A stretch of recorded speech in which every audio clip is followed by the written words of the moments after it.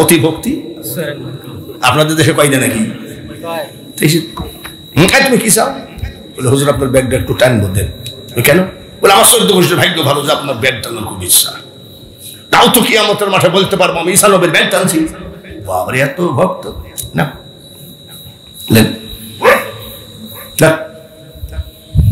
আস্তে আস্তে যাচ্ছে, ঈসা নবীর খাদেম হয়েছে। 1 ভোট 4 বার বিক্রি করো, তাই না?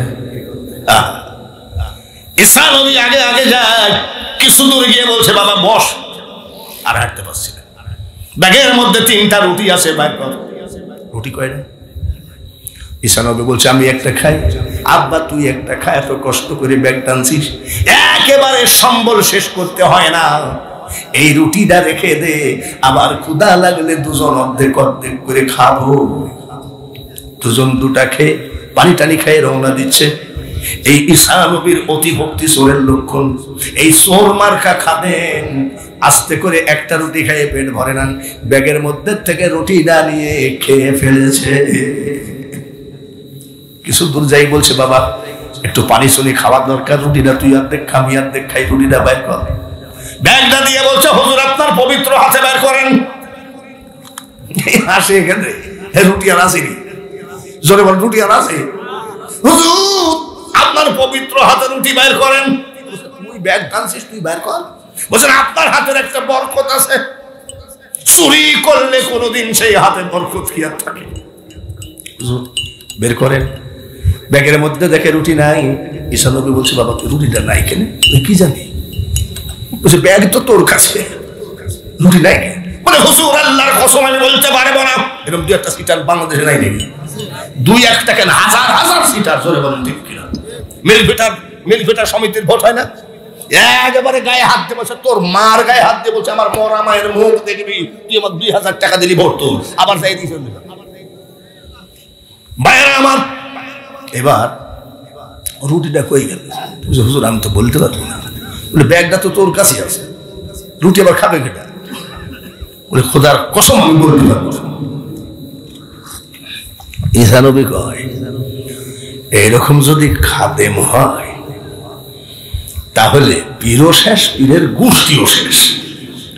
আর সাধু নেতার চামচা যদি চোর হয় দেশও ডুববে, ও দেশের মাটিও ধ্বংস হয়ে যাবে। নদীর ওই পারে পাড়ি দিচ্ছে, হাইটে যাচ্ছে। বলছে হুজুর কি ব্যাপার, হাইটে যাচ্ছেন মানে? বলে হাইটে যাবো। বলে আমি কি করবো? তুই আমার পাশে পাশে হাইটে আয়। বলছে পাগল নাকি? মানে ওই যে রুটি শুরু করে গেছে। বলে একটা হুজুর ধরেন, ধরা লাগবে না। পানির উপর দিয়ে হেঁটে গেলেন, কাপড় ভিজল না। সুবহানাল্লাহ, নবীদের এই পাওয়ার আছে কি নাই?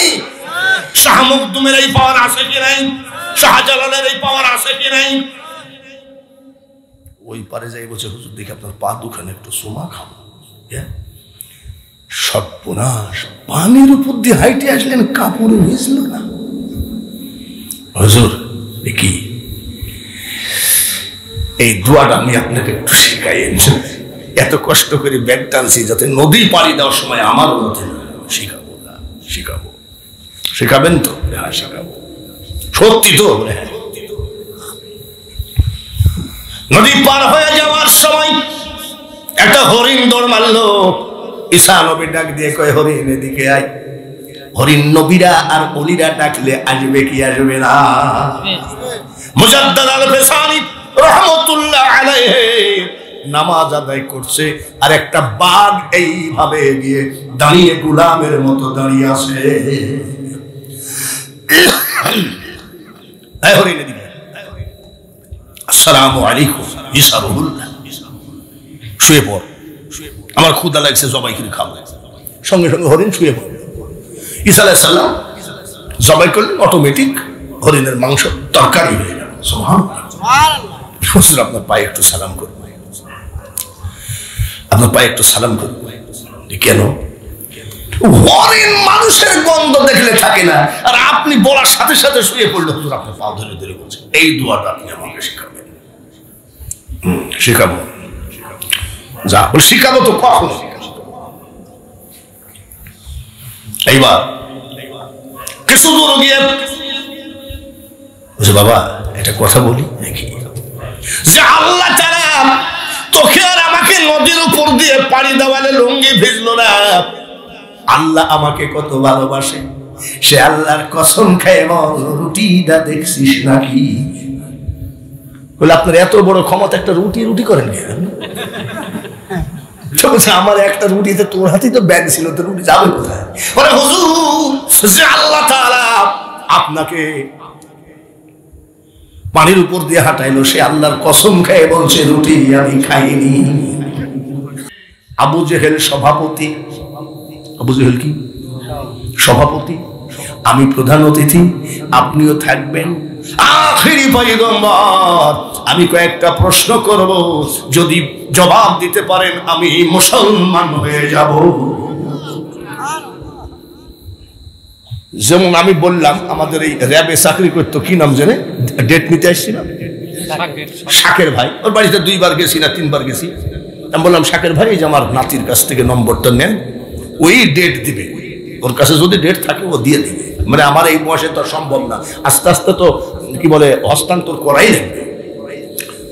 ঠিক আছে, চিঠি খানা আবু বকরের কাছে গেছে। আবু বকর কয় সর্বনাশ, কি প্রশ্ন বা করবে, যদি জবাব দিতে না পারে মানও যাবে ইজ্জতও যাবে। আবু বকর তো সরল মানুষ, কি প্রশ্ন করবে তাকে জানে। চিঠিটা নবীর কাছে দেয় নাই। এই দেখেন আমেরিকার বস, ইসরায়েলের বস আবু জেহেল, কাফেরের নেতা আবু জেহেল আমার নবীকে অপমান করার জন্য, বেইজ্জতি করার জন্য একটা চেয়ার বানাইছে স্বর্ণ দিয়ে, আর একটা চেয়ার বানাইছে রূপা দিয়ে। স্বর্ণের চেয়ারে বসবে ওই ইয়ামিন শহরের হাবিব বিন মালিক, আর সভাপতি বসবে রূপার চেয়ারে, আর আমার নবীকে বসাবে মাটিতে। সব পাই তারা সারা। নবী কিন্তু নবীর কাজে ব্যস্ত। সুবহানাল্লাহ, পাগল কোথাকার। নবী নবীর কাজে ব্যস্ত। আমার নবীর সামনে যখন আবু বকর যেতেন, আসমানের দিকে তাকায়ে ওই চিঠিটা পড়ে পড়ে গোপনে কাঁদতেন। চিঠি নবীর কাছে দেন নাই।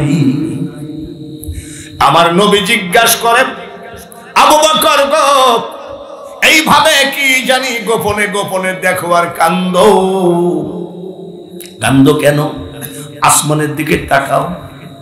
আবু বকর রাদিয়াল্লাহু তাআলা আনহু বলেন, ইয়া রাসূলুল্লাহ, ইয়া হাবিবাল্লাহ। জোরে জোরে কি পড়া যাবে না? ইয়া রাসূলুল্লাহ,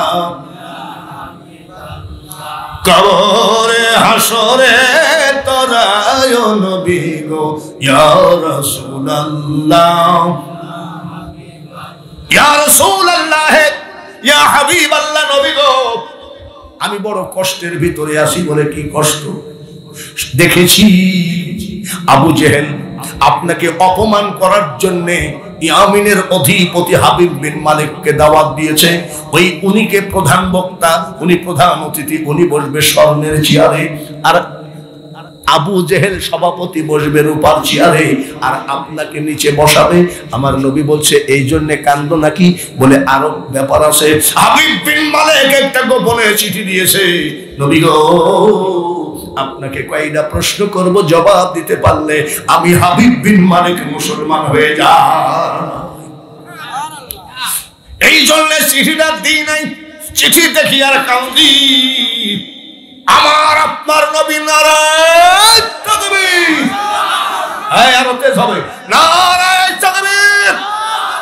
সারা বিশ্বের মুসলমান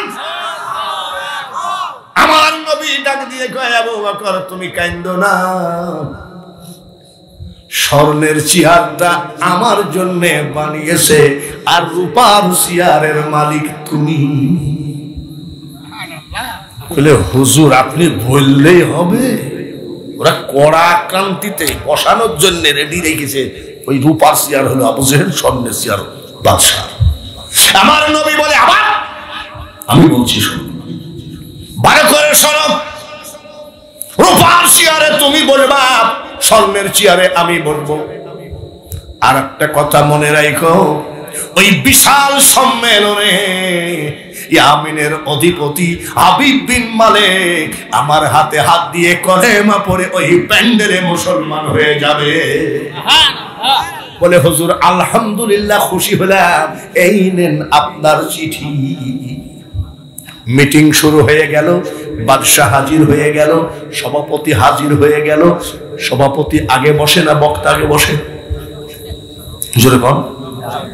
বক্তা আগে বসে, সভাপতি আগে বসে না? সভাপতিকে আবু জেহেল, প্রধান অতিথিকে ইয়ামিন শহরের বাদশাহ। দুইজন এসে বলছে বসেন। বাদশাহ বলছে আপনি বসেন। বলছে আপনি বসেন, আপনি বসেন, আপনি বসেন। দুজন ধাক্কা ধাক্কি করে, কেউ বসে না। এমন সময় মা আরসালনাকা ইল্লা রাহমাতাল লিল আলামিন। আবু বকর আগে আগে, আমার নবী পিছে পিছে আসতেছে। এটা বেয়াদবি নয়।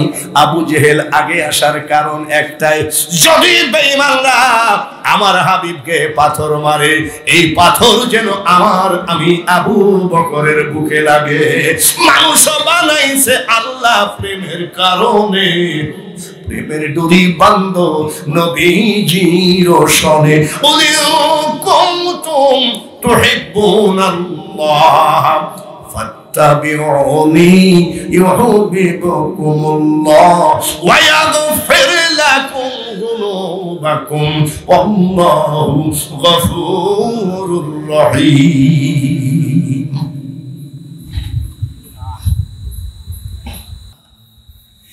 পিঁপড়ারা কি বলে ফেললো? জোরে কন, আরো জোরে কন। একবার যদি খালেস নিয়াতে মুসলমান আলহামদুলিল্লাহ বলেন, আল্লাহ তাআলা কয় আমি খুশি হয়ে যাই। আটখানা জান্নাতের সকল দরজা ওই মানুষটার জন্য আমি খুলে দিই, শুধু একবার আলহামদুলিল্লাহ বললে। পিঁপড়ারা কয় আলহামদুলিল্লাহ। 1 সেকেন্ডের মধ্যে বৃষ্টি শুরু হয়ে গেল। সুবহানাল্লাহ। কয়েকদিন আগে একটা বৃষ্টি হয়েছে, আপনারা হয়েছে নাকি আপনার এলাকায়? ওই দিন আমার বাড়িতে মাহফিল ছিল, বাপুরে কি ঢালাটা ঢাইলিয়েছে। আল্লাহ, আমিও ফকির হইলাম দেশেও। আকাল পড়লো। আমার এতদিন আমি কোনোদিন মাহফিল করি না, আমার মাহফিলের দিনে খালি বৃষ্টি শুধু ঢাইলিয়েছে। বৃষ্টি গজব না রহমত? জোরে কর। এইবার ডাকে দিয়ে বলে 1 সেকেন্ড লাগে না, মওলার মেঘে জমা হয়ে বৃষ্টি হয়ে গেল। সুবহানাল্লাহ।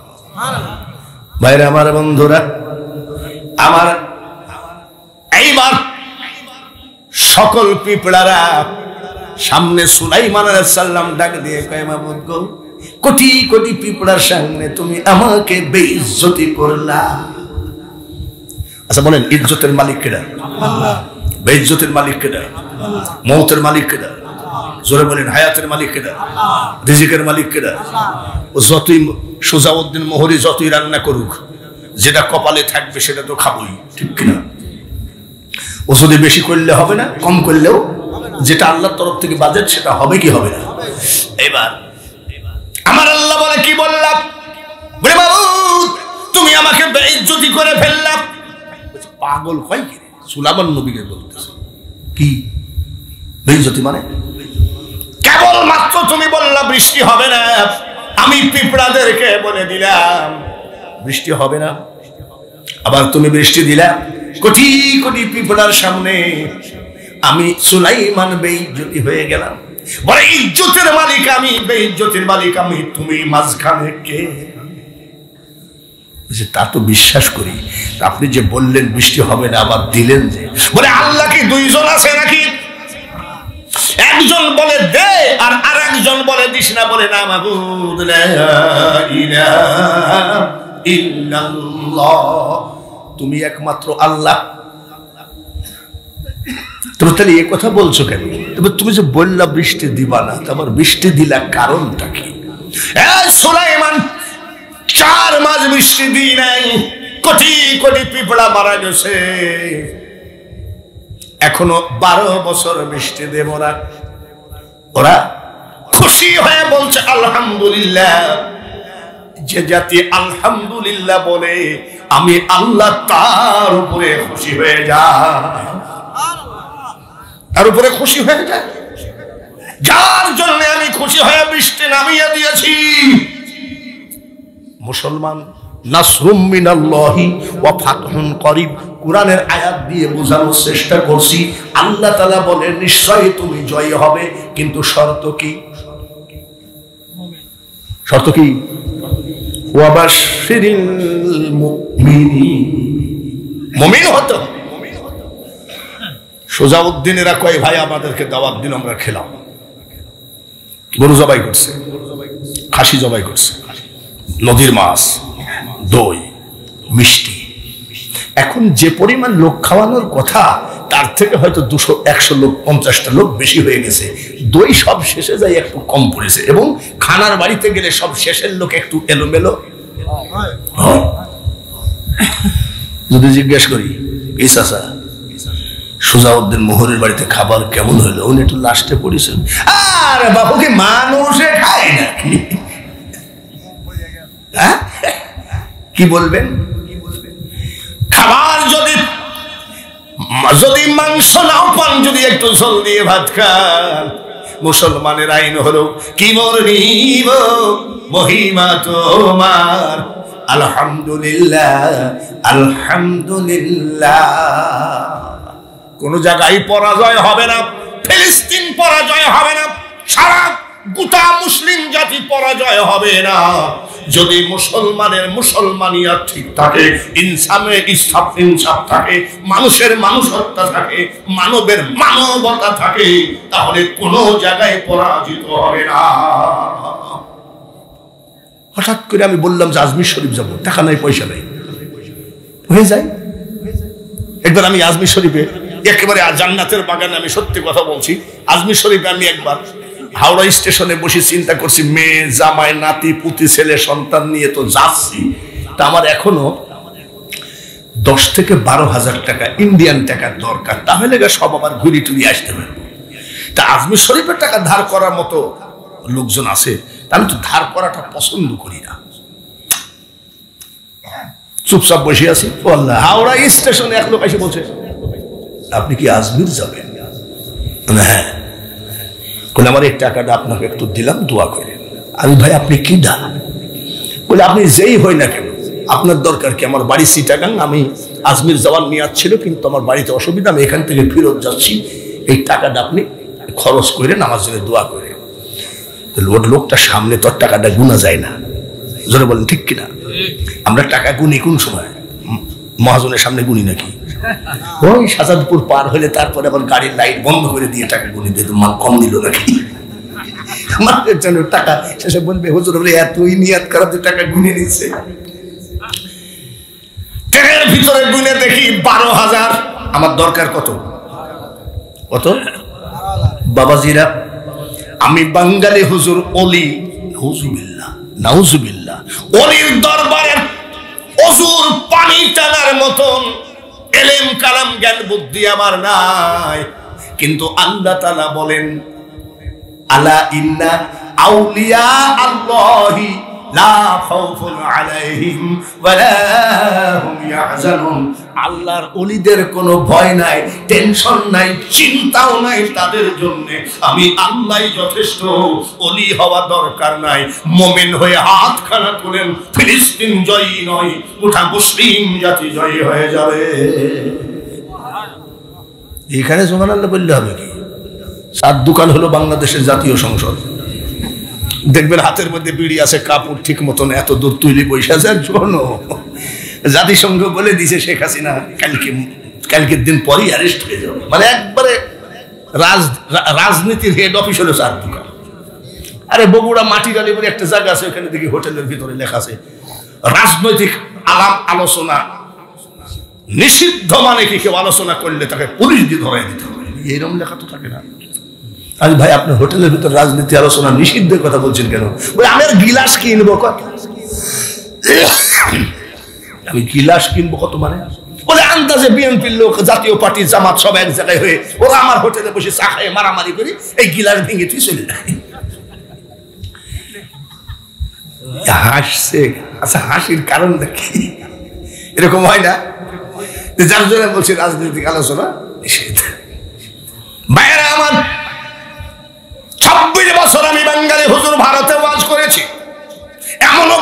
আছে, হয়তোবা 2-1টা রাষ্ট্রে ওয়াজ করেছে, কিন্তু বলে 30টা রাষ্ট্রে আমি ওয়াজ করেছি।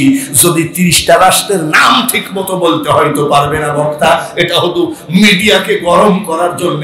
আর বাংলাদেশে একটু ভাইরাল হওয়ার সাথে সাথে 1 লাখ 1.5 লাখ এই ভাইরাল হওয়ার দোষে একটা, কিন্তু আমি যাহা ওয়াজ করেছি ওই মাপি আছে। আমার মতন লম্বা ওয়াজ কেউ করে না। আমাকে দিয়ে মাদ্রাসার কালেকশন করায় নাই 100 মণ ধান, হাজার হাজার টাকা। আমার টাকা বক্তা নিয়ে যায় 1 লাখ, আর আমি আদায় করে আমাকে দেয় হুজুর কিছু মনে করেন। পরে দেখি আমার তেল খরচ হয় না, তাহলে কি হবে? আমি তারপরেও বলি আলহামদুলিল্লাহ। আল্লাহ, আমি গলা দিয়ে চিল্লায়ে চিল্লায়ে মাদ্রাসার কালেকশন করে মাদ্রাসা বিল্ডিং করেছি। আমার টাকা দিয়ে এই বক্তা 1 গাদি টাকা নিয়ে গেছে। আমার টাকা কম হলেও আল্লাহ তুমি যদি আমার হও তাহলে আমার পৃথিবীতে আর কোনো টেনশন নাই। 26 বছর ভারতে ওয়াজ করেছি। ওয়াজে বের হলাম, বের হওয়ার সাথে সাথে যেমন আমার নাতি হাফেজ মৌলানা মুফতি হারুনুর রশিদ, ওই জায়গায় মৌলানা ইনামুল ইসলাম, টাকা পয়সা ওয়াজের সব ওয়ার কাছেই থাকে, বিদেশ জায়গায় ওয়ার কাছেই থাকে। মালদায় রওনা দিচ্ছি গাড়ি নিয়ে, মালদা জেলা, ফারাক্কা ব্রিজের ওই পারে মালদা, মালদার পরে দিনাজপুর, দিনাজপুরের পরে শিলিগুড়ি, কুচবিহার, জলপাইগুড়ি, নিউ জলপাইগুড়ি, সব জায়গায় আমি ওয়াজ করেছি। হঠাৎ করে ফারাক্কা ব্রিজের এই পাশে একটা দোকানে আমরা চা খাই, হিন্দুর দোকান। তো চাটা ভালো করে, তো চা বানাতে আমি চা খাই। এরা বিল তুলেছে 80 টাকা। তার কারণ আমার সাথে একদম আসছে 2 জন, ড্রাইভার একদিন 4 জন। তো ওখানে আবার 6 জন মাইক্রোর ভিতরে, ভারতীয় ওই যে মারুতি বলে, 6 জন, আর আমি একজন 7 জন, আর ড্রাইভার একজন 8 জন। 80 টাকা বিল তুলেছে। আমি মৌলানা এনামুলকে বলছি, মানে আমার ক্যাশিয়ার, টাকা দিয়ে দাও। হুজুর কিছু মনে করেন না, আমি তো আজকে টাকা আনি নাই। সর্বনাশ করছে, টাকা আনি নাই মানে? আমি তো মনে করি আপনার পকেটে সবসময় কিছু টাকা থাকে। বলে এটা তো তোমার মনে করার ধার, আমি ধারি না। আমার সমস্ত ওয়াজের টাকা তো তোমার কাছেই আছে। বলে হুজুর আমি মাফ করবেন, আমি তো ভুল করবো না। আমি একটা গাড়ি মুর্শিদাবাদ থেকে জলঙ্গি থেকে মালদগায় যাবে, গাড়ির টায়ার পাংচার হতে পারে, ইঞ্জিনের ডিস্টার্ব হতে পারে, তেল কিনতে হতে পারে, আর তুমি এরকম ভুল করিস। এখন হিন্দুর দোকান আমাদেরকে বাকি দিবে নাকি? আরে সাজাদপুরে না হয় আমাকে অনেকে চিনে যে আমি বাবার হঠাৎ করে পকেট মার হয়ে গেছে, একদিন ওয়াজ করতে এসে দিবে, তোর মানুষ ঠিক আছে, কিন্তু অন্য রাষ্ট্রে আমাকে ছাড়বে। আমার ড্রাইভার হিন্দুর ছেলে, আসিস, আমি আছে নাকি টাকা তোর কাছে? তা হাসতেছে, টাকা আছে নাকি? তো আমি তো কোনোদিন টাকা নিই না, কিন্তু আজকে আসার সময় আমার স্ত্রীর কাছ থেকে আমি 100 টাকা চাই নিয়ে এসেছি। আমি মান ইজ্জত বাঁচ দিয়েছি। 80 টাকা থাকলো কত ওর কাছে? 20 টাকা। আমি টাকা কামাই আর তুমি আমার টাকা রাখো, টাকা আনো না। হে রাগের চটমটি রাগ। স্টার্ট দে গাড়ি, গাড়ি স্টার্ট দিছে। এমন সময় এক লোক এসে আমার বাম সাইডে জানলাতে, আসসালামু আলাইকুম, আপনি বাঙালি হুজুর না? আমি হ্যাঁ, কে হয়েছে কি? অনেক সময় সালাম দিতেও কিন্তু ওয়ালাইকুম সালাম বললেও একটু এলোমেলো হয়ে যায়, যখন রাগ হয়ে যায় তাহলে এলোমেলো হয়ে যায়। কেন? আমার এক বন্ধু কেসে পড়িছে, তা আজকে আবার জেল হয়ে যাবে। আমি বলছি যে ভাই শোনেন, কি বসে বসে নাটকটা দেখেন, মনটা ফ্রি হয়ে যাবে। বলে আরে ভাই, আমার ভিতরে যে নাটক চলছে তাই নিয়েই তো আমি ব্যস্ত আছি। তো যে কোর্টে যাচ্ছি, আমার বন্ধুটার আজকে জেল হয়ে যাবে, আজকে দোয়া করছি মাফও হয়ে যেতে পারে। রাস্তায় ভিতরে এক লোক বলছে আসসালামু আলাইকুম, ওনার নাম রুহুল ভাই। আসসালামু আলাইকুম রুহুল ভাই। এই ভাই জানতো এখানে সালামের জায়গা পাইনি, মানে ওর ব্রেনে আছে ওয়ালাইকুম সালাম বলার মতন ক্যাপাসিটি নেই। আমি কি বলে, আপনি বাংলাদেশের হুজুর না? হ্যাঁ। তুই কি হয়েছে কি? ওই যে টাকা আনেনি রাখ বুঝে, কিছু মনে করেন না, আপনার ফারাক্কা ব্রিজের ওই পরে মালদায় ওয়াজ আছে বলে। হ্যাঁ, তা আমি ওয়াজে যাচ্ছিলাম, তো আমি আর যাবো না নে। আপনি গত 2 বছর আগে আমার জন্য দোয়া করছিলেন, আমার বাচ্চা কাচ্চা হয় না, তো আমার আল্লাহ একটা বাচ্চা দিয়েছে, তো বাচ্চা খালি কান্দে। তা আমার বউ বলছে আজকে ওই হুজুর ওয়াজ করতে আসছে, আর দোয়াতেই তো তোমার বাচ্চাটা হয়েছে, তো হুজুরকে একটু চা খাওয়ার টাকা পয়সা দেন, দিতে পারো না? বলে হুজুর আমি 2000 ইন্ডিয়ান টাকা 2000 টাকা নিয়ে যাচ্ছিলাম, আপনি যদি টাকাটা নেন তাহলে আমি জালসায় যাবো না। আমি লেন মানে তাড়াতাড়ি লিয়া, তাড়াতাড়ি লিয়া। মানুষ নরসুল উম্মি মিনাল্লাহি ওয়া ফাতহুন কারীম ওয়া বাশশিরিল মুমিনিন। তুমি নিশ্চয় কোথাও পরাজিত হবা না যদি তুমি খাঁটি মুমিন হতে পারো। আল্লাহুম্মা, জোরে জোরে পড়ি, সাল্লি আলা মাওলানা, জোরে পড়েন, ওয়ালা আলি সাইয়্যিদিনা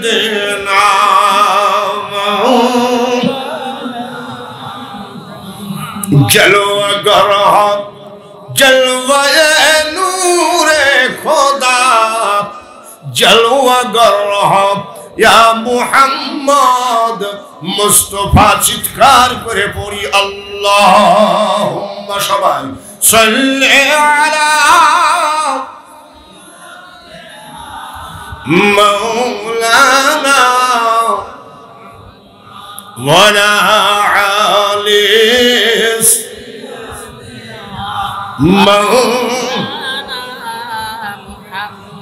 সৌদি আরবে ওইভাবে বৃষ্টি হয় না, গাছপালা বৃক্ষলতা সব নষ্ট হয়ে যাচ্ছে রৌদ্রে পুড়ে।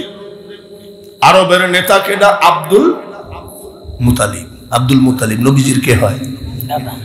নবীজির দাদা আব্দুল মুতালিবের কাছে আরববাসী আসলো, নেতাজি আপনি আমাদের কেমন নেতা? কেন বৃষ্টি হয় না, গাছপালা বৃক্ষলতা ধ্বংস হয়ে যায়, আপনি কেমন নেতা যে বৃষ্টি এনে দিতে পারেন না? বৃষ্টির মালিক কেডা? আর আরবের লোক বৃষ্টি চায় কার কাছে? পাগলে পাগলে খেলা, তাই নাকি? বলে বৃষ্টির মালিক আল্লাহ না দিলে আমি কি করব? বলে তাহলে আপনি কেমন নেতা? যখন এই কথা বলেছে দাদা আব্দুল মুতালিবের ভিতরে একটু রাগ পয়দা হয়েছে। যা, আগামীকালকে বৃষ্টি হবে, যা। বলে কি বলে? বলে আগামীকালকে বৃষ্টি হবে, যা। যদি বৃষ্টি না হয়, বলে আমি পদত্যাগ করব। ঠিক তো, সব বংশই সব জায়গায় নবীজির শত্রু ছিল, আছে, থাকবে, ঠিক কিনা? বলছে বৃষ্টি হবে তো? হবে। যদি না হয় আমি আব্দুল মুতালিব পদত্যাগ করব। পদত্যাগ পত্রে লেখা থাকবে কিয়ামত পর্যন্ত কুরাইশ বংশের কোন মানুষ নেতাগিরি করতে পারবে না। এবার যারা নবী বিরোধী তারা বলছে কাজ হয়েছে, এ বংশের ফুটানি শেষ। একেবারে সিগনেচার দলিলের উপরে লেখায় নিব যে কুরাইশ বংশ নেতাগিরি করতে পারবে না। আখেরি নেতা কোন বংশে? সবশেষ নেতা কোন বংশে? খাতামান নবিয়্যিন কোন বংশে? বলে তাহলে বলে কালকে পদত্যাগ করব, আমি পদত্যাগ করব এবং লেখা থাকবে যে আমার বংশ জীবনে নেতাগিরি করতে পারবে না। এইবার দলে দলে সারা রাত মুনাফিকরা ঘুমায় না, আমি যে সুযোগ একটা পাইছি, বৃষ্টি তো হবেই না, লেখালেখি করে কমপ্লিট করে রাখছে। সকালবেলায় উঠে এখানে ওখানে বলে চার দোকান বড় সংসদ, মরে মরে কুরাইশ বংশের সংসার, আর বৃষ্টি হবে না, নেতাগিরি করতে পারবে না, গেছে এসে কয়। সেই দিন আবার যদি বলেন যে আপনারা 3 হুজুর একটু দোয়া করেন বৃষ্টি হোক, তো দোয়া করে বৃষ্টি যদি না হয়, একটু মেঘও হলে তাও মানুষ বলবে যে না রে মাল আছে, হ্যাঁ মাল আছে রে, আর একটু দোয়া করলে মনে হয় কাজ হতো। কিন্তু এত পরিমাণ রোদের তেজ অন্যান্য দিনের থেকে আজকে একটু বেশি তেজ। সবাই আসছে, আব্দুল মুতালিব তাড়াতাড়ি পদত্যাগ করেন। পদত্যাগ করবো, দেখেন না বৃষ্টি হবে, দূরের কথা আজকে মনে হয় রোদে কিছু লোক মরেই যাবে, যার জন্য আমরা লিখে নিয়ে এসছি। দেখেন লেখা কি, পদত্যাগ আপনি করবেন, আপনার বংশ নেতাগিরি করতে পারবে না। ওনারে পাগলা, আমি তো লিখে দিব এখনই, কেন সন্ধ্যা পর্যন্ত দেখ বৃষ্টি হবে। বলছে না আপনি পদত্যাগ করেন তো। বলে দিনের ভাব দেখে আপনি বুঝতে পারছেন না, একটু ম্যাগও নাই, একটু ম্যাগও হলে না আপনার মাফ করা যেত। আমার নবীর দ্বারা বলছে যা বৃষ্টি হবে, যদি বৃষ্টি না হয় সন্ধ্যার পরে আসিতেছি, বলে যা আসিস। একেবারে কাঠ ফাটা রোদ, তখন আপনার আমার নবী মা আমিনার কোলে 9 দিন বয়স। জোরে কোন মারহাবা। কয়দিন? 12 দিনের দিনে মা হালিমাতুস সাদিয়া নিয়ে গেছে। আর আমার নবীর বয়স তখন মাত্র কয়দিন? 9 দিন। 80 ঘর নাকি আপনাদের দেশে কি বলে? যে ঘরে মেয়েদের বাচ্চা হয় 80 ঘরের দরজায় দাঁড়ায় চিৎকার করে ডাকে বৌমা। সুবহানাল্লাহ। ইহুদির বাচ্চারা রে, এখনো তুই সারেন্ডার করে কলেমা পড়। অযথা ফিলিস্তিন কেন মুসলিম রাষ্ট্রকে ধ্বংস করবি, তোর বাপেরও ক্ষমতা নাই, তবে কিছু ক্ষয় হবে এতে কোনো সন্দেহ না। ডাক দিয়ে বলছে বাবা 80 ঘরে। বলে আব্বা কিছু বলবে? মা কিছু মনে করো না, আমার নাতিটাকে আমার একটু কোলে দেও না। মা আমিনা খাতুন বলছে আব্বা আপনার নাতি তো আপনি নিবেন, এতে কোনো সন্দেহ নাই, কিন্তু একেবারে বাচ্চা। আপনাদের দেশে কি কয়? গেদা কি কয়? একেবারে গেদা বাচ্চা। হ্যাঁ, আপনি এখনো নেওয়ার মতো হয় নাই, কয়েকদিন পরে নেন। আমার নবীর দাদা আব্দুল মুতালিব বলে বৌমা তোমার কাছে অনুনয় বিনয় করে বলি, আমার নাতি দাদা আমার কোলে দাও, তা না হলে এই বংশের ইজ্জত আর থাকে না। ঠিক আছে না? দাদা নিয়ে যাবে, সুন্দর করে তোয়ালি দিয়ে পেঁচাইয়া দিয়েছে। পেঁচা দিয়ে মরুভূমির মাঠে নিয়ে গেছে চালাক দাদা। বুকের কাপড়টা সরায় বলে বৃষ্টির মালিক রে, ওরে বৃষ্টির মালিক, আমি আব্দুল মুতালিবের কোনো ক্ষমতা নাই, আমি এই বংশের নেতা, আমি ওয়াদা দিয়েছি বৃষ্টি আসবে রে, কিন্তু মাবুদ গো আমার তো কোনো রাস্তা নাই। আমার ঘরে যে নাতিকে পাঠাইছো, এই নাতির সাথে তুমি আল্লাহর যে কি সম্পর্ক তা আমি আব্দুল মুতালিব জানি, কিন্তু আমার মুখে তালা মারা। আমি বলতে পারি না? বলতে পারি। এই তোমার হাবিবকে বুকের কাপড় সরাইছে, কাঠ ফাটা রোদ্রে তুলে ধরলাম, যদি তুমি বৃষ্টি না দাও তোমার হাবিবের খাতিরে, তোমার হাবিব যদি এই কাঠ ফাটা রোদ্রে চিৎকার করে মরেও যায়, আমি ওয়াদা দিলাম তোমার হাবিবের লাশ পর্যন্ত আমি 80 ঘরে পৌঁছাবো না। জায়গা মতন আঘাত করেছে। কয়দিনের বাচ্চা? 9 দিনের বাচ্চা। অতিরিক্ত গরম, কেবল একটু গা মোড়া পারছে।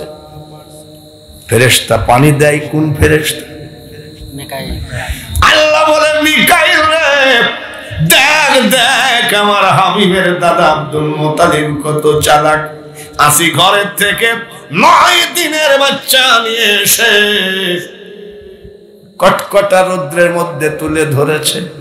মিকাইল রে, আমি আল্লাহ সব সইতে পারি রে, কিন্তু আমার হাবিবের কষ্ট সইতে আমি পারি না।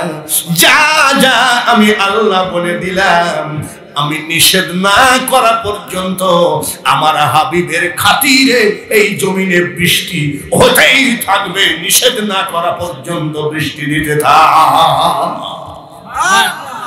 সেই নবীর উম্মত ফিলিস্তিনের মানুষ। মনে রাখিস ইসরায়েলের গোষ্ঠী, আর সেই নবী ওই জায়গায় ইমামতি করেছেন। যতই লাফালাফি করো, এখন তো কেউ টেলিভিশন দেখে না, টেলিভিশন ঘরে পৌঁছে গেছে। এর একটা টেলিভিশন দেখলাম, টেলিভিশন, ক্যাসেট, রেডিও সব একসাথে। ও মরে গেলে কেউ ইন্না লিল্লাহ বলে না, এরকম অবস্থা হয়ে গেছে। আর কেউ ধরেও না, ঠিক কিনা? তো এখন তো কেউ টেলিভিশন দেখেন। এক সময় টেলিভিশন আমরাও দেখতাম। দেখে এক মহিলা টিউবওয়েল ছাড়তেছে, আর এক মহিলা কয় যতই চাপাচাপি করো কোনো এটা শুনি। দেখেছেন আপনারা? দেখেছেন না? এটা হলো একটা টিউবওয়েলের অ্যাড দেয়, মানে অন্য কোম্পানির টিউবওয়েল চাপাচাপি করো, কোনো চাপাচাপিতে লাভ হবে না। আরে ইহুদির বাচ্চারা, কোন কিছুতে লাভ হবে না।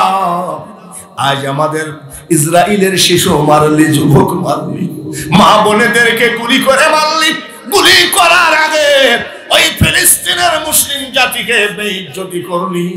একদিন কড়া ক্রান্তিতে যেদিন আল্লাহ হিসাব নেবে, তোর 14 গোষ্ঠী কিন্তু মুসলমানের পা পরিষ্কার করা গোলাম হয়ে যেতে হবে। এত বেলা পরে করলেন সুবহানাল্লাহ। ঠিকই বলেছেন, কেউ যখন বলেনি আপনি বলেছেন আলহামদুলিল্লাহ। আবু জেহেল কি ইসরায়েল না ফিলিস্তিন? ফিলিস্তিন মুসলমান আর ইসরায়েল খ্রিস্টান ইহুদি। বলেন আবু জেহেল কি ইসরায়েল না ফিলিস্তিন? ইসরায়েল। আবু জেহেল আমার নবীকে ধ্বংস করার জন্য আমেরিকার পাও ধরে কান্দে, যেমন এই খ্রিস্টান জাতিরা আমেরিকার পাউসাটা দালালরা। মনে রাখিস আবু জেহেল কিন্তু ওই রকম কাফেরদের পাশাটা দালাল ছিল। ইয়ামিন শহরের হাবিব বিন মালেক যে বাদশা ছিল, ওই বাদশার কাছে গোপনে চিঠি দিয়েছে, হাবিব বিন মালেক গো, আমার বংশের ভিতর একটা ভুয়া নবী দাবি করেছে, হাজার হাজার মানুষকে নতুন কলেমার দাওয়াত দিয়ে এলাকা শেষ করে দিল, আমি একা পারছি না, আপনি দাওয়াত নেন, এই লোকটাকে আমরা একেবারে সমূলে ধ্বংস করে দিই, তা না হলে ওই আব্দুল্লাহর বেটা মোহাম্মদ আমাদের বাপ দাদার ধর্মকে সর্বনাশ করে দেবে। হাবিব বিন মালিকের কাছে চিঠি দিয়েছে আবু জেহেল গোপনে। যেমন ইসরায়েল ফোন করছে ইহুদি রাষ্ট্রে, ভাই তোর পা দিকিন ধরে বলছি মুসলমানের যা ভাব, আমি তোর পাইরে উঠছি, মানে এক রাত্রে হামাস ওর গোষ্ঠী সব সাফ করে দিয়েছে। এখন পাশাইডি আবু জেহেল যখন নবীজির পাল্লাই পড়ে পারে না, তখন ওই হাবিব বিন মালিকের কাছে চিঠি দিয়েছে। হাবিব বিন মালিক চিঠি দিচ্ছে আবু জেহেল, তাহলে আপনি এক কাজ করেন, কি আল আব্দুল্লাহর ছেলে নতুন নবী, খাতামুন নবীন নবী, নূরুন আলা নূর নবী, রাহমাতাল লিল আলামিন নবী, শাফিউল মুজনাবিন নবী, ইমামুল মুরসালিন নবীকে দাওয়াত দেন, বড় স্টেজ করেন, প্যান্ডেল করেন, জ্ঞানী গুণী সবাইকে দাওয়াত দেন, আর আমি তার সামনে থাকবো, কয়েকটা প্রশ্ন করব, জবাব দেওয়া লাগবে, জবাব যদি না দিতে পারে আর নবীগিরি আমি ছুটাবো, মানে আমেরিকার ফুটানি দেখেন না, আর নবীগিরি ছুটাবো, আর যদি জবাব দিতে পারে আমি হাবিব বিন মালিক উপস্থিত জনগণের ভিতরে কলেমা পড়ে মুসলমান হব, জোরে বলেন মারহাবা। আবু জেহেল কই আবার আর এক সমস্যা দেখছি, যাকে পাঠাই সেই মুসলমান হয়, এবার এখনো আসলো না, না আসতে পারে মুসলমান। আবার চিঠি দিল, প্রশ্ন আপনাকে করা লাগবে না, তার কারণ ওর কাছে হাজার হাজার জিন আছে, ও বিশাল জাদুকর। আমার নবীকে জাদুকর ছিল, আমার নবীকে জিন পুষত, আমার নবী স্বয়ং আল্লাহর হাবিব, ধরে বলেন ঠিক। আমি প্রশ্ন করব, আপনাকে প্রশ্ন করা লাগবে না, তার কারণ আমার বংশের ছেলে, ও বিশাল জাদুকর, সব প্রশ্নের জবাব দিয়ে দিবে। এইবার হাবিব বিন মালিক গোপনে একটা চিঠি পাঠাইছে আমার নবীর কাছে, আখেরি পয়গম্বর গো, আমি আসতেছি আপনার দেশে। আবু জেহেল সভাপতি, আবু জেহেল কি সভাপতি, আমি প্রধান অতিথি, আপনিও থাকবেন, আখেরি পয়গম্বর, আমি কয়েকটা প্রশ্ন করব, যদি জবাব দিতে পারেন আমি মুসলমান হয়ে যাব। যেমন আমি বললাম আমাদের এই র্যাবে চাকরি করতো, কি নাম জানে, ডেট নিতে আসছিলাম, শাকের ভাই, ওর বাড়িতে 2 বার গেছি না 3 বার গেছি, আমি বললাম শাকের ভাই এই যে আমার নাতির কাছ থেকে নম্বরটা নেন, ওই ডেট দিবে, ওর কাছে যদি ডেট থাকে ও দিয়ে দিবে, মানে আমার এই বয়সে তো সম্ভব না, আস্তে আস্তে তো কি বলে হস্তান্তর করাই লাগবে। ঠিক আছে, চিঠি খানা আবু বকরের কাছে গেছে, আবু বকর কয় সর্বনাশ, কি প্রশ্ন বা করবে, যদি জবাব দিতে না পারে মানও যাবে, ইজ্জত যাবে। আবু বকর তো সরল মানুষ, কি প্রশ্ন করবে তাকে জানে, চিঠিটা নবীর কাছে দেয় নাই। এই দেখেন আমেরিকার বস, ইসরায়েলের বস আবু জেহেল, কাফেরের নেতা আবু জেহেল আমার নবী নবীকে অপমান করার জন্য, বেইজ্জতি করার জন্য একটা চেয়ার বানাইছে স্বর্ণ দিয়ে, আর একটা চেয়ার বানাইছে রূপা দিয়ে। স্বর্ণের চেয়ারে বসবে ওই ইয়ামিন শহরের হাবিব বিন মালিক, আর সভাপতি বসবে রূপার চেয়ারে, আর আমার নবীকে বসাবে মাটিতে। সব পাই তারা সারা। নবী কিন্তু নবীর কাজে ব্যস্ত। সুবহানাল্লাহ, পাগল কোথাকার। নবী নবীর কাজে ব্যস্ত। আমার নবীর সামনে যখন আবু বকর যেতেন, আসমানের দিকে তাকায়ে ওই চিঠিটা পড়ে পড়ে গোপনে কাঁদতেন। চিঠি নবীর কাছে দেন নাই। আমার নবী জিজ্ঞাসা করেন, আবু বকর গো, এইভাবে কি জানি গোপনে গোপনে দেখো আর কান্দো, কান্দো কেন? আসমানের দিকে তাকাও। আবু বকর রাদিয়াল্লাহু তাআলা আনহু বলেন, ইয়া রাসূলুল্লাহ, ইয়া হাবিবাল্লাহ। জোরে জোরে কি পড়া যাবে না? ইয়া রাসূলুল্লাহ, কবরে হাসরে তোরায় নবী গো, ইয়া রাসূলুল্লাহ, ইয়া রাসূলুল্লাহ, ইয়া হাবিবাল্লাহ, নবী গো, আমি বড় কষ্টের ভিতরে আছি। বলে কি কষ্ট? দেখেছি আবু জেহেল আপনাকে অপমান করার জন্য ইয়ামিনের অধিপতি হাবিব বিন মালিককে দাওয়াত দিয়েছে।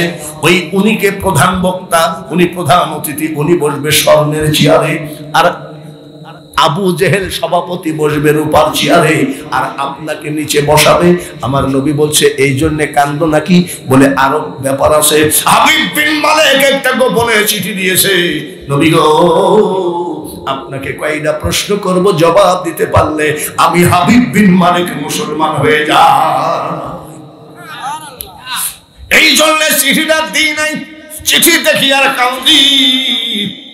আমার আপনার নবী নারায়ণ তাকবীর, হ্যাঁ আরো তেজ হবে, নারায়ণ তাকবীর। সারা বিশ্বের মুসলমান আমার নবী ডাক দিয়ে কয়, আবু বকর তুমি কাঁদো না, স্বর্ণের চেয়ারটা আমার জন্য বানিয়েছে, আর রূপার চেয়ারের মালিক তুমি। বলে হুজুর আপনি বললেই হবে? ওরা কড়া ক্রান্তিতে বসানোর জন্য রেডি রেখেছে। ওই রূপার চেয়ার হলো আবু জেহেল, স্বর্ণের চেয়ার বাদশাহ। আমার নবী বলে, আবার আমি বলছি শোনো, ভালো করে শোনো, রূপার চেয়ারে তুমি বলবা, স্বর্ণের চেয়ারে আমি বলবো। আর একটা কথা মনে রাখো, ওই বিশাল সম্মেলনে ইয়ামিনের অধিপতি হাবিব বিন মালিক আমার হাতে হাত দিয়ে কলেমা পড়ে ওই প্যান্ডেলে মুসলমান হয়ে যাবে। বলে হুজুর আলহামদুলিল্লাহ, খুশি হলাম, এই নেন আপনার চিঠি। মিটিং শুরু হয়ে গেল, বাদশাহ হাজির হয়ে গেল, সভাপতি হাজির হয়ে গেল। সভাপতি আগে বসে না বক্তা আগে বসে? জোরে বল। বক্তা আগে বসে, সভাপতি আগে বসে না?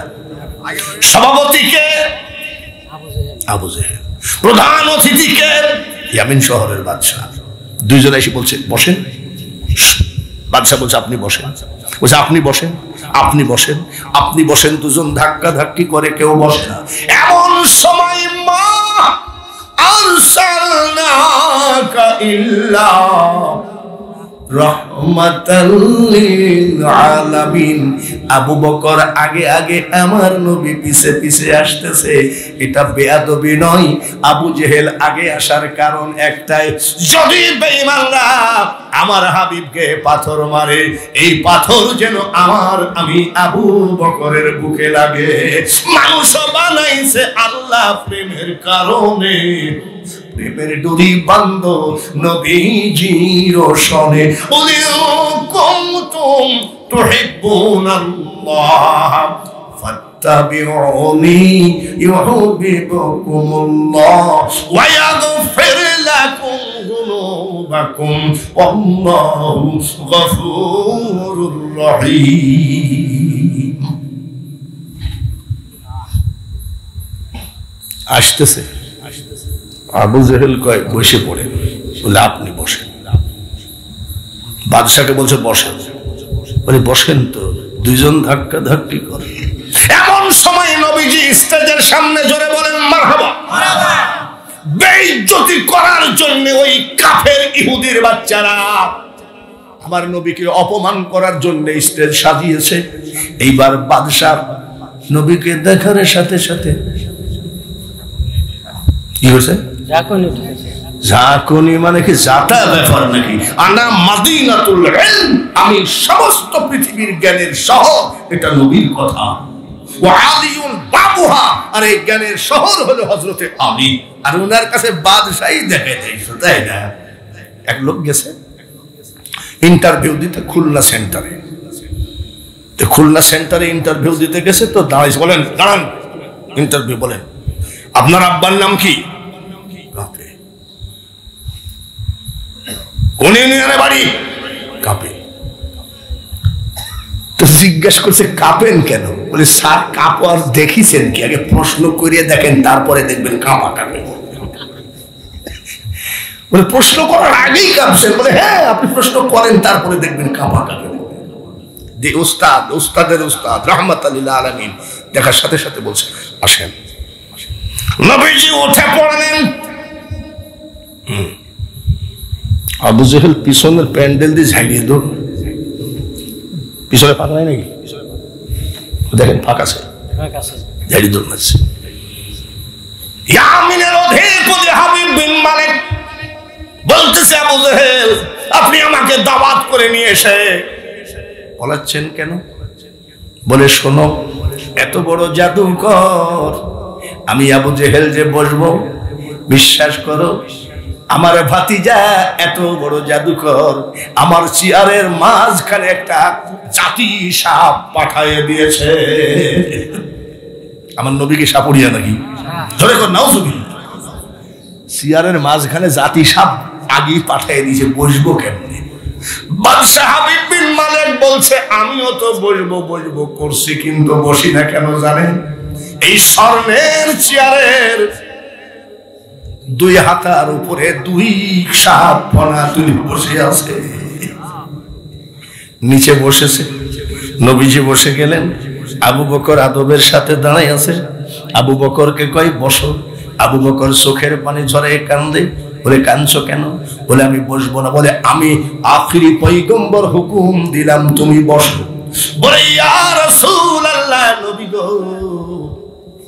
এত বড় ক্ষমতা, বাদশার চেয়ার আপনাকে আল্লাহ তাআলা দান করলো, আর ওই বেঈমান আবু জেহেলের চেয়ারে আমাকে বসাচ্ছেন। আমি বসতে পারি, কিন্তু একটা কথা, কাল কিয়ামতের মাঠে গো নবী দুখানা চেয়ার হবে। একটা চেয়ারে বসবে আল্লাহ, তিনি হবেন বিচারক, আর আরেকটা চেয়ারে বসবেন আপনি, আপনি হবেন ব্যারিস্টার। আপনার সুপারিশে জাহান্নাম জান্নাত পাবে মানুষ। সেই মহা বিপদের দিনে আমি আবু বকরকে আপনার পার্শ্বে একটু জায়গা দিবেন কিনা? গুরু আমারে কি রাখবেন করে চরণ দাসী। অনেকে গুতা মারে, একটু দুই একটা লালন গীতি গান না কেন? বলছে আমি লালন গীতি গাইলেই যাবার মোল্লারা সুযোগ পায়। দেখবেন সব মোল্লারা গান গাচ্ছে, সিনেমার গান, নাজায়েজ গান। ৬০,০০০ টাকা বক্তা নিয়ে যায়, এসে ২-৪ গান গাইয়ে বাস পলে চলে যায়, দৌড় মারে। আর আমি ৪ ঘন্টা ৩ ঘন্টা ওয়াজ করি, দুই একটা গানের টান যখন মারি তখন কয় ও পাকা বাউ। যার জন্য আমি ওসব আগে বাদ দিয়ে দিয়েছি, এখন আর ভাল লাগে না। তার কারণ আপনাদের এলাকায় বহু ওয়াজ করেছি, কিন্তু আমি কি গান কম জানি? তেরে পাছে হিরে মতি, হিন্দি।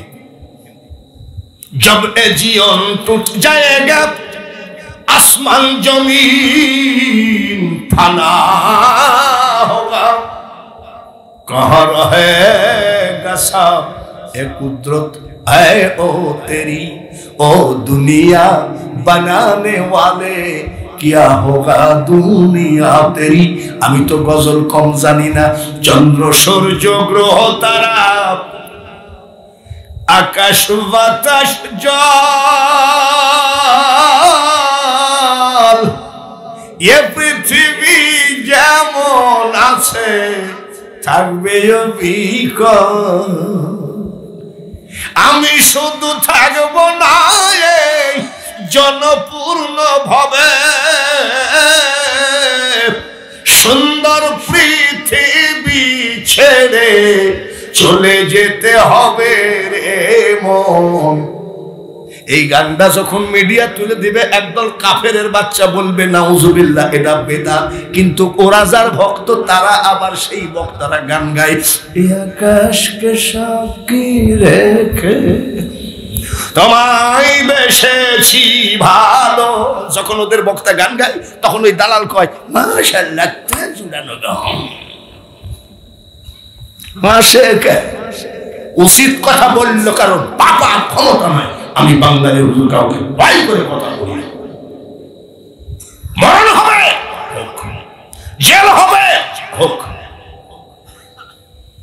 আমি আওয়ামী লীগের বিরুদ্ধে বলেছি, বিএনপির বিরুদ্ধে বলেছি, আমি কারোর বিরুদ্ধে বলি নাই। আমি একটা লোককে দেখতে পারি না যে নবীদের আর ওলিদের বিরুদ্ধে বলে, তার মুখ দেখলে ওযুই থাকে না, নামাজ পড়ে।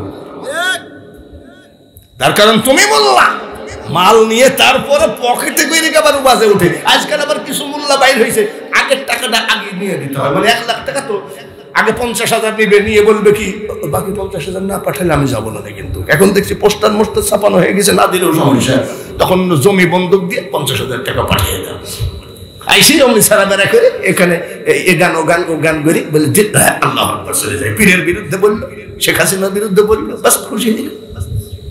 তারা নাটক করে, নাটক করে, সিনেমা করে, সে আবার প্রধান বক্তা হয়ে কয় আল্লামা অমুক। আর কি রে আল্লামা লেখে কেমনে? ও নাটক করে, ও সিনেমা করে, কিন্তু সিনেমা করতে করতে আবার বক্তাগিরিও করে। দেশের পচা মানুষের ভিতরে, যে দেশের ছাগলের দেশে ভেড়া নেতা, সেই জায়গায় নিজামউদ্দিন দুলাউরি তুমি চলে গেছো আলহামদুলিল্লাহ।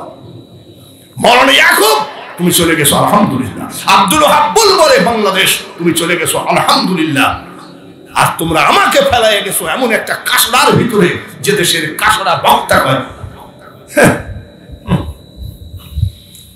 এত কষ্ট করি এই দেশকে, মানুষকে 43 বছর ধরে ওয়াজ শোনায়, আর মোস উঠে নিয়ে সে কয় বাঙালি হুজুর কোনো বক্তাই না। আমি তোর মার বিয়েই তো হয় নাই আমি যখন বক্তা হয়েছি রে পাগলা বক্তা।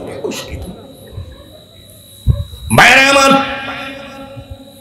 মতলববাজি ছেড়ে দিয়ে খোদার পাশে ঘুরেন। সামনে নির্বাচন আসতেছে, মসজিদের ভিতরে বসে বলছে 5,000 টাকা রাখ, খবরদার ধানের শেষ মার খাই ভোট দিস। কত নিল? মসজিদের ভিতরে কয় হুজুর স্যার চিন্তা করেন না, খোদার কসম ভোট আপনার। মসজিদের বারান্দায় এসে লাঙ্গল মার্কা 2,000 টাকা দিয়ে বলছে ভোটটা দিস। মসজিদের বারান্দায় এসে বলছে খোদার কসম চিন্তা করেন না, লাঙ্গল ছাড়া আমি ভোট দিব না। আওয়ামী লীগ ক্ষমতায় আছে, একটু টাকার গরমটা বেশি আছে, ঠিক কিনা?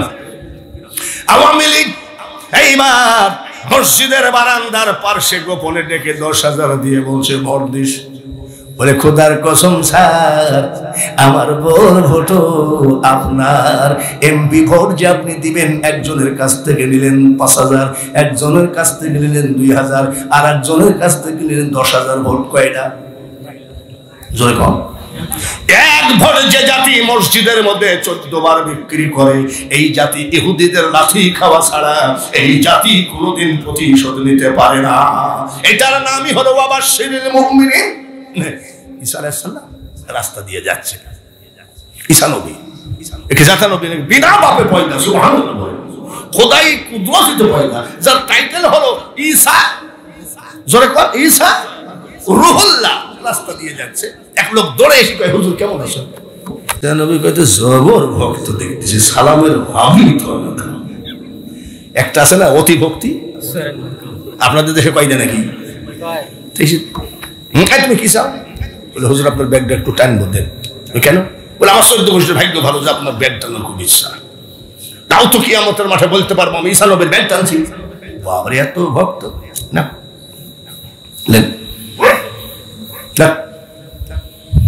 আস্তে আস্তে যাচ্ছে, ঈসা নবীর খাদেম হয়েছে। 1 ভোট 4 বার বিক্রি করো, তাই না? ঈসা নবী আগে আগে যায়, কিছু দূর গিয়ে বলছে বাবা বস, আর হাঁটতে পারছি না। ব্যাগের মধ্যে 3টা রুটি আছে, বাইর কর। রুটি কয়টা? ঈসা নবী বলছে আমি একটা খাই।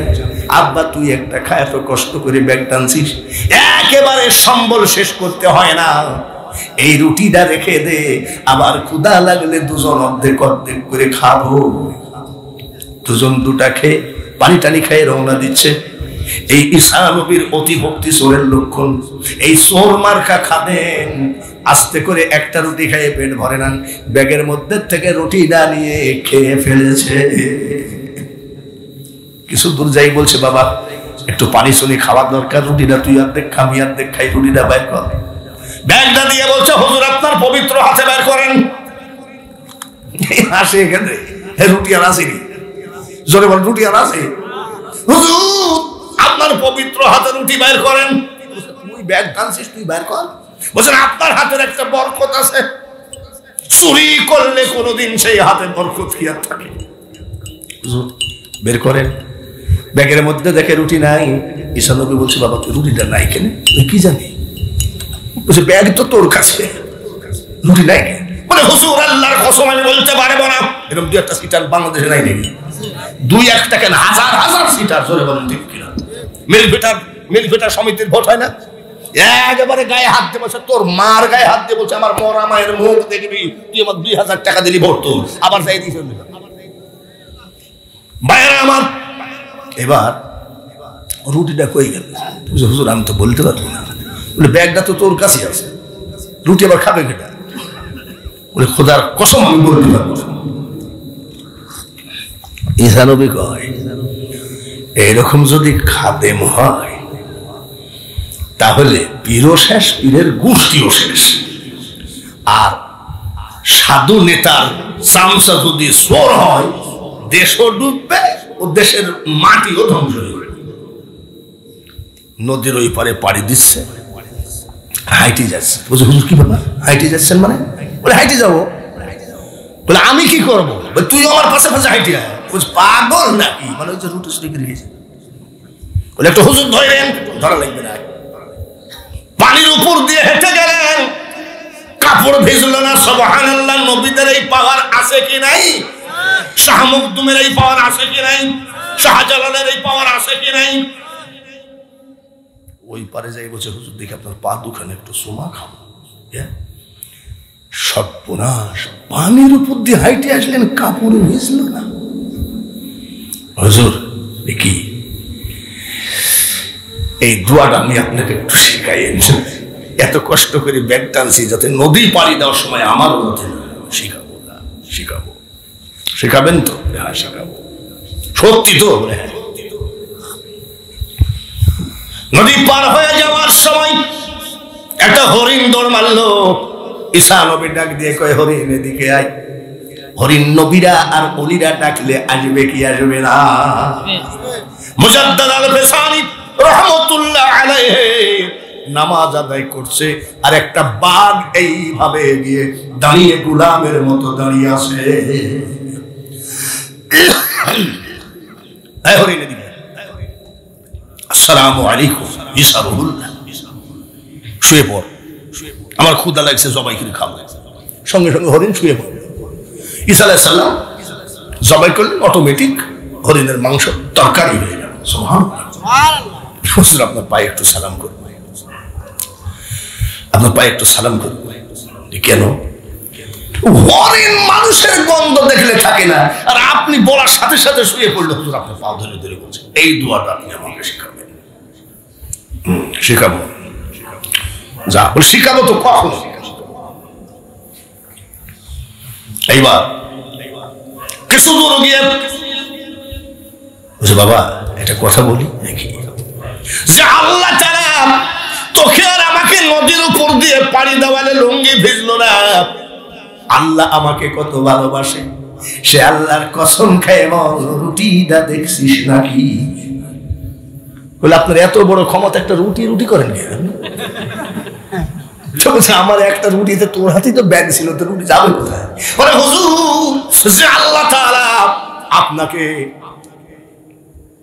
পানির উপর দিয়ে হাঁটাইলো, সে আল্লাহর কসম খেয়ে বলছে রুটি আমি খাইনি। ঈসা নবী কয় এ মাল একেবারে টাটকা মাল। এরকম টাটকা মুসল্লি আছে কি নেই? হুজুর আপনার কি সন্দেহ কাটেনি? বলছে সন্দেহ তুই আর আমি ছাড়া তো কেউ নাই, আমি তো খাইনি, আর ব্যাগ তো তোর কাছে। বলতো দেখি যে আল্লাহ তোকে আর আমাকে হরিণ ডাক দিলাম, হরিণ শুয়ে পড়লো, জিন্দেগিতে 14 গোষ্ঠী মুরগির মাংস খাইস নাই, আর আমার ওসিলায় হরিণের মাংস খাবি। বলতো যে আল্লাহ হরিণকে দিয়ে সালাম দেওয়াইলো, যে আল্লাহ হরিণের মাংস অটোমেটিক তরকারি করে ফেললো, সে আল্লাহর কসম খায় বল রুটি খাইছিস নাকি? এত বড় ক্ষমতাতে এই একটা রুটি করেন কেন আপনি? বলে আমার মনে ব্যথাই তো এটা, রুটিটা খাইলো কেনা? বলে হুজুর আপনারা জিজ্ঞেস করবেন না তো? হুজুর আর জিজ্ঞাসা করবেন না তো? না, আপনার গায়ে হাত দিয়ে বলেন তো একটা রুটি। বলে আমি ওয়াদা দিলাম তোকে আর জিজ্ঞাসা করবো না। জিজ্ঞাসা করবেন না তো? বললাম আমি ঈসা নবী আমার জবান দিলাম তোকে জীবনে আর জিজ্ঞাসা করবো না। বল চিন্তা করছে আর জিজ্ঞাসা করবে না? আমি পাইছি হুজুর আপনার গায়ে হাত দিয়ে বলছে খোদার কসম রুটিটা আমি খাইনি। ঈসা নবী কয় যে কড়া মুনাফিক দেখছি, কড়া বেঈমান। এরকম কড়া বেঈমান নাই না? অফিসের ভিতরে পাগড়ি মাথায় দিয়ে বসে এত বড় দাড়ি, জোহরের নামাজ পড়ে এসে তাসবিহ জপতেছে, আর আরেকজন কাজীর চাকরি নিতে আসছে, হুজুর সিগনেচার করে দেন, আপনার সিগনেচারে আমার কাজীর চাকরিটা হবে। বলছে বুঝতে পারছো না মাল কই? বলে আমি গরিব মানুষ। বলে কত লাগবে? বলে 25,000। বলে হুজুর আপনার নামও যা আমার নামও তাই, আমি কোরআনে হাফেজ, আপনার নাম শফিকুল, আমার নাম হাফেজ শফিকুল ইসলাম, তো একটু কম নেবেন না? বলে নামে নামে কম হলো 12,000 লিয়ায় আরো 13,000। মাথায় পাগড়ি দিয়ে মুখে দাড়ি দিয়ে যারা জোহরের নামাজ পড়ে এসে এখনো ঘুষের হাতকে বন্ধ করতে পারো না, তুমিও রেডি হয়ে যাও, তুমিও ইহুদিদের লাঠি তোমাকে খাওয়াই লাগবে, আর তোমার দুয়াতে কাজ হবে। এইবার খাইসনি? খুদার কসম খাইনি। সামনে আগায় ঈসা নবী 3টা মাটির ঢিলা এক জায়গায় করছে। মাটির ঢিলা 1/2 কেজি মতন ওজন হবে। মাটি রে আমি ঈসা বলছি স্বর্ণ হয়ে যাও। হবে কি হবে না? জোরে বলেন হবে। আমরা 3 হুজুর যদি একেবারে ইয়াসিন ওয়াল কুরআনিল হাকীম হবে নাকি? নবী আর আমরা একই নাকি? এইবার ঈসা নবী বলল মাটি স্বর্ণ হয়ে যাও, স্বর্ণ হয়ে গেল। বেগটানা খাদেম বলছে হুজুর পানির উপরে হাঁটা দোয়া আমার দরকার নাই, হরিণ শিকার করা দোয়া আমার দরকার নাই। হ্যাঁ মাটি দেখ সোনা বানালেন, এই দোয়াটা শিখাও। কয়টা দোলা? জোরে কম। ঈসা নবী বলছে একটু ধৈর্য ধর, তোকে তো শিখাবো, আমার খুব শখ। রুটিটা খাইলো কেনা? তারপরে হুজুর আপনি বললেন যে আর জিজ্ঞাসা করবেন না। আমি তোকে তো জিজ্ঞাসা করবো না, এটা আমার জবান, তোকে আর জিজ্ঞাসা করবো না। আচ্ছা ঠিক আছে হুজুর, এই 3টা স্বর্ণের দোলা আপনি কি করবেন? ঈসা নবী বলছে রুটিটা হারানোর পরে আমার ক্ষুধা লাগছে, আমি একটা নিব। এত কষ্ট করে ব্যাগ টানছিস, তোকে একটা দিব। একটা আমি নিব, একটা তোকে দিব। বলে হুজুর আর একটা? জীবনে জিজ্ঞাসা করবো না রুটি খাইলো কে? যদি কোনোদিন রুটি চোর ঘুরে এসে বলে হুজুর আমি রুটি খাইছি, এইটা ওই রুটি চোরকে দেব। হুজুর দিলেন তো। ঈসা নবী রেখে দিয়েছে, তুই ব্যাগ টানছিস তুই রাখ। বলে হুজুর ওইটা খা। বলে ওইটা তোরও না আমারও না, একটা রুটির জন্য যে জাতি খোদার কসম করে কিনি করতে পারে, তাই কত চিটার ওই জাতি আমি জিজ্ঞাসা করবো না তোকে আর। ওই রুটি চোর যদি কোনোদিন এসে আমার কাছে শিকার হয়, তাহলে এই দলাটা রুটি চোরকে দেব বলে হুজুর দেবেন। বলে তোরটা তো দিয়েই দিয়েছি, আমারটা আমি লিয়েছি। বলে হুজুর কিছু মনে করেন না, আপনি একজন আল্লাহর নবী, আপনার বুকে হাত দিয়ে বলছি দিবেন তো হুজুর। বলে কি ওইটা? বলে ওটা তোরও না আমারও না, রুটি চলে না। আপনার বুকে হাত দিয়ে বলছি হুজুর গো, খোদার কসম কিছু মনে করবেন না, রুটিটা আমি খাইছি। যারা এখনো মসজিদের ক্যাশ চুরি করে খায়, মাদ্রাসার কোরআন বেচে খায়, মাদ্রাসার জাকাতের টাকা, এটা গরিবদের টাকা খায়, এখনো যারা ধর্মের নামে কলঙ্ক করে খায়, এই জাতি দোয়া করলে ইসরায়েলের সাথে কোনোদিন ফিলিস্তিন জয়ী হবে না। তবে বাবাজি, আজকে সোজা মুহুরীর বাড়িতে, এটা কোনো প্রাতিষ্ঠানিক জালসা নয়, এটা মাদ্রাসার নয়, এটা গোরস্থানের নয়, এটা একেবারে তার বাবার আত্মার মাগফিরাতের জালসা। এই জায়গায় কেউ তবারকের লোভে আসে না, তবারক তো হয়ই না, তবারক দেয় না, তাহলে এখানে কোনো তবারকের স্বার্থ নেই। এই জায়গায় এসেছেন সারাদিন মাঠে ঘাটে কয়টা গরু লালন পালন করেন, গরুর বাথান থেকে কত কষ্ট করে আজকে সারাদিন মাইকিং শুনে কল্পনা করে আছেন আজকে এইবার বৎসরের প্রথম জালসা, একটু চোখের পানি